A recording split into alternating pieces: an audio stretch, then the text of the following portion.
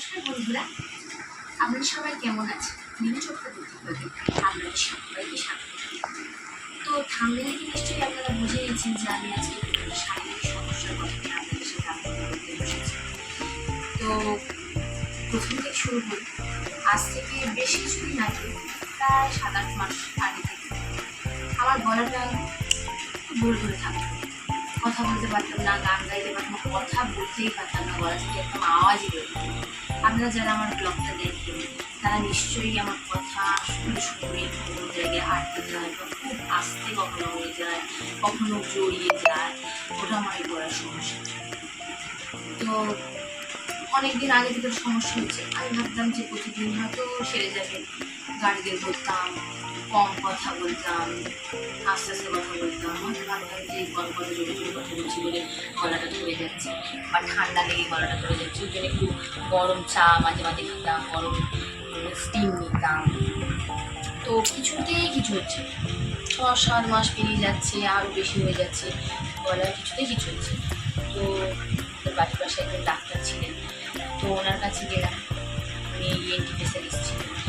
তো ওনার কাছে যেতে উনি বললেন কি যে কিছু ওষুধ দিলেন, আর বললো কিছু তুমি গার্গেল একদম।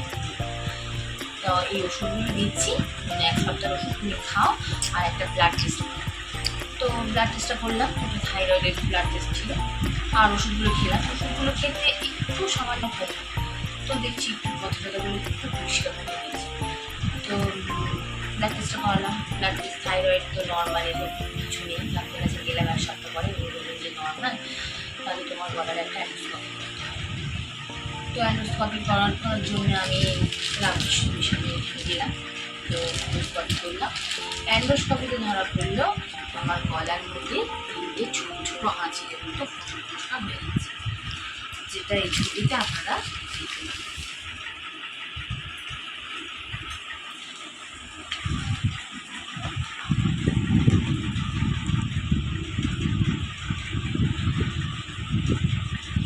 তো ডাক্তারবাবু বললেন যে দেখলো ভালো করে। উনি নিজেই হাতে অ্যান্ডোস্কপি করলো, করে উনি নিজেই দেখলো। দেখার পর উনি বললো কি যে তুমি যে একদম জোরে জোরে কথা বলবে না, চিৎকার তো একদম করবে না। চিৎকার যদি তুমি করো তাহলে কিন্তু এটা বারবার দিতে পারে। আর ভয়ের সেরকম কিছু নেই, কিন্তু আবার ভয়েরও আছে। তুমি যদি ঠিকঠাকভাবে না চলো, ওষুধগুলো না খাও, যদি চিৎকার চেঁচামেচি করো, তাহলে কিন্তু তোমার এটা বাড়াবাড়ি হতে পারে। তো এরকম হয় জায়গাটা বললো এখানে একজন মানে থেরাপিস্ট আছে, তারপরে সপ্তাহে 2 দিন করে আসবে, এসে ওই গলার এক্সারসাইজ করতে হবে, করলে ওটা ঠিক হয়ে যাবে। তেমন কিছু ওষুধ খেতে হবে না, তুমি এক্সারসাইজ করলেই ঠিক হবে। তো সেখানে গেলাম, গিয়ে ওই এক্সারসাইজ 1-2 দিন গেলাম, গিয়ে এক্সারসাইজ একটু শিখে এলাম। এসে সেগুলো এক্সারসাইজ একটু করি। আপনারা সবাই আমার ভিডিও দেখেন, যারা দেখেছেন আমি সকালবেলা উঠে কিছু ফ্রি হ্যান্ড এক্সারসাইজ ও প্রাণায়াম করি। তো এরকমভাবে চলছে। এখন দেখা যাক যে কবে আমার গলাটা সম্পূর্ণভাবে সুস্থ হয় বা আমি সম্পূর্ণ সুস্থ হয়ে উঠি। তো আজকের মতো ভিডিওটা আমি এখানেই শেষ করছি। দেখা হবে আবার নেক্সট ভিডিও।